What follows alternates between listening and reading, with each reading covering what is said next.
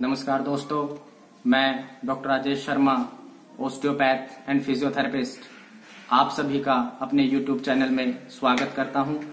दोस्तों, आज हम एक बहुत ही कॉमन समस्या लो बैक पेन, जो कि डिस्क प्रॉब्लम की वजह से ओरिजिनेट करता है, उसके बारे में डिस्कस करने जा रहे हैं।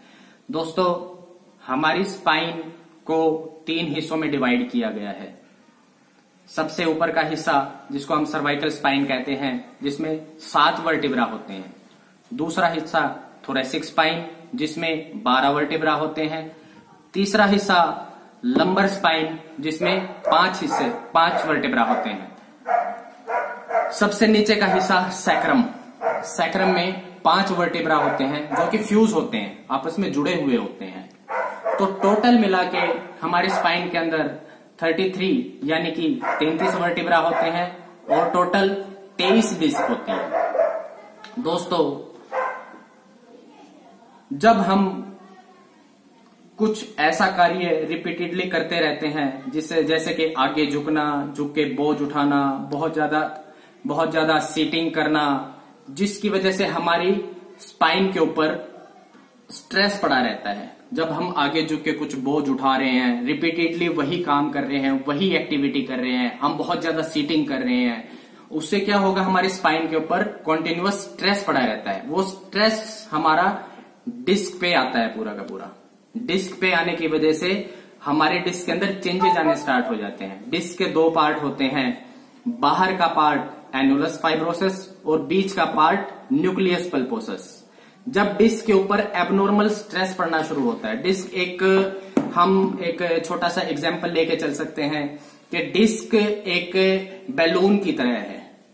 बैलून को जब हम ऊपर से बराबर दबाते हैं, बराबर प्रेशर डालते हैं, तो बैलून चारों तरफ इक्वली स्प्रेड करता है। जब हम बैलून पे एक साइड में ज्यादा प्रेशर डालते हैं, तो बैलून एक साइड में ज्यादा बल्ज करता है। तो ऐसे ही हमारा डिस्क का होता है। जब तक डिस्क के ऊपर इक्वली वेट ट्रांसफर हो रहा है, तो डिस्क हमारी क्या करती है, डिस्क हमारी चारों डायरेक्शन में इक्वली वेट को ट्रांसमिट करती है, इक्वली वेट को डिस्ट्रीब्यूट करती है। जब हमारी स्पाइन डिसबैलेंस होती है, वो किसी भी वजह से हो सकती है। मसल इम्बैलेंस होने की वजह से, फेसेट जॉइंट्स, जो कि रीढ़ की हड्डी के बीच में छोटे छोटे जॉइंट्स होते हैं, उनके जाम होने की वजह से, पोस्चरल एबनॉर्मेलिटीज की वजह से, हम अपने पोस्चर को गलत तरीके से यूज करते हैं। गलत तरीके से बैठना, गलत तरीके से सोना, आगे झुकना, झुक के काम करना, झुक के बोझ उठाना, रिपीटेडली आगे झुकने के काम करना। तो उसकी वजह से क्या होता है, हमारी स्पाइन डिसबैलेंस होना स्टार्ट हो जाती है। जब हमारी डिसबैलेंस होती है स्पाइन, तो उससे हमारे डिस्क के ऊपर एबनॉर्मल प्रेशर पड़ना स्टार्ट हो जाता है। किसी एरिया में कम स्ट्रेस आ रहा है, किसी एरिया में ज्यादा स्ट्रेस आ रहा है। तो जिस एरिया में डिस्क के बहुत ज्यादा स्ट्रेस आ रहा है, तो डिस्क हमारा क्या करता है, दूसरी साइड में बल्ज करना स्टार्ट कर देती है। उससे क्या होता है दोस्तों, जब डिस्क बल्ज करना स्टार्ट करती है किसी भी डायरेक्शन में, तो हर चीज की एक लिमिट होती है। तो हमारे जो एनुलस फाइब्रोसिस होते हैं, जो डिस्क के फाइबर्स होते हैं, उनकी भी एक लिमिट होती है। हम एक साधारण सा एग्जाम्पल ले सकते हैं कि जैसे एक रबड़ होती है। जब हम रबड़ को स्ट्रेच करते हैं, खींचते हैं, तो उसकी एक लिमिट है। जहां तक उसकी लिमिट है, जहां तक उसकी गुंजाइश होती है, वो खींचती रहती है। बट उसकी जब लिमिट क्रॉस होती है, तो वो रबड़ टूट जाती है। ऐसे ही हमारे डिस्क के फाइबर्स होते हैं। जब उनकी लिमिट क्रॉस हो जाती है, वो एक लेवल तक वो इंजर्ड नहीं होते हैं। एक लेवल तक वो जो अनइक्वल वेट पड़ रहा है, एक पॉइंट के ऊपर वेट पड़ रहा है और डिस्क अपोजिट डायरेक्शन में निकल रही है, तो उस डायरेक्शन के जो डिस्क के फाइबर्स हैं, वो एक थ्रेशोल्ड तक, एक लिमिट तक उस प्रेशर को सहन करते हैं। बट जब भी हम बार बार वही रिपीटेड एक्टिविटी कर रहे हैं, उसके बाद क्या होता है, एक ऐसा टाइम आता है कि वो डिस्क के फाइबर्स क्या होते हैं, रप्चर हो जाते हैं, और अंदर जो न्यूक्लियस पल्पोसस पड़ा है हमारे डिस्क के अंदर, वो बाहर निकल आता है। वो बाहर निकलता है तो वो क्या करता है, हमारी जो रीढ़ की हड्डी है, इसमें स्पाइनल नर्व्स निकलती हैं। रीढ़ की हड्डी में से ये स्पाइनल नर्व्स होती हैं, हमारी लंबर स्पाइन की जो स्पाइनल नर्व्स हैं वो सारी के सारी हमारे लोअर लिम्स को और पेल्विक पार्ट को सप्लाई करती हैं। तो इससे क्या होगा, जब न्यूक्लियस पल्पोसस बाहर निकलता है वो हमारा लेटरल डायरेक्शन में निकल सकता है, वो हमारा सेंट्रल डायरेक्शन में निकल सकता है, वो बिल्कुल पीछे भी आ सकता है और वो थोड़ा सा लेटरल भी जा सकता है। तो वो दोस्तों क्या करता है, वो जो नर्व रूट है, जो नर्व निकल रही है उस नर्व के ऊपर प्रेशर बना देता है। उससे क्या होता है, उस नर्व का जो डिस्ट्रीब्यूशन है, वो नर्व जिस एरिया को सप्लाई कर रही है उस एरिया में हमें पेन की सेंसेशन, सूनापन, बर्निंग सेंसेशन, ये सारी चीजें फील होना स्टार्ट कर देती हैं।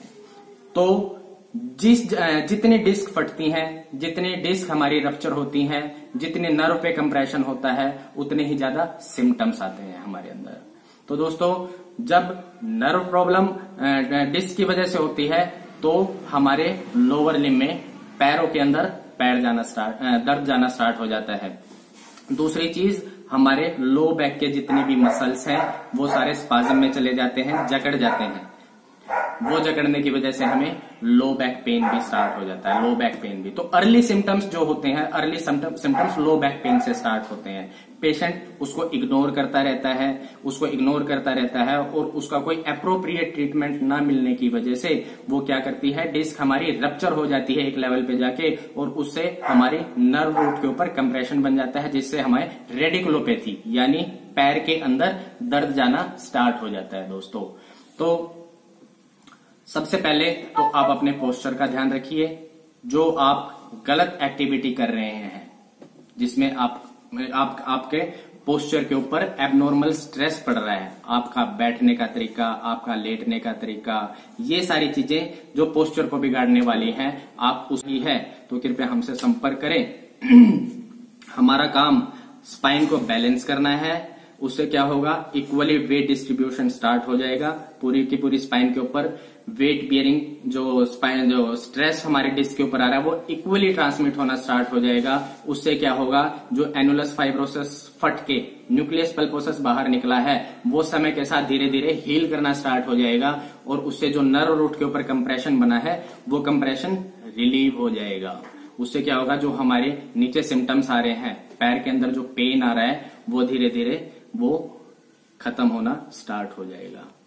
तो दोस्तों, बने रहिए हमारे साथ। तो हमारे चैनल को लाइक कीजिए, शेयर कीजिए और सब्सक्राइब कीजिए और जुड़े रहिए हमारे साथ। और भी बहुत सारी यूजफुल इंफॉर्मेशन हम आप सभी के लिए लेके आएंगे। धन्यवाद।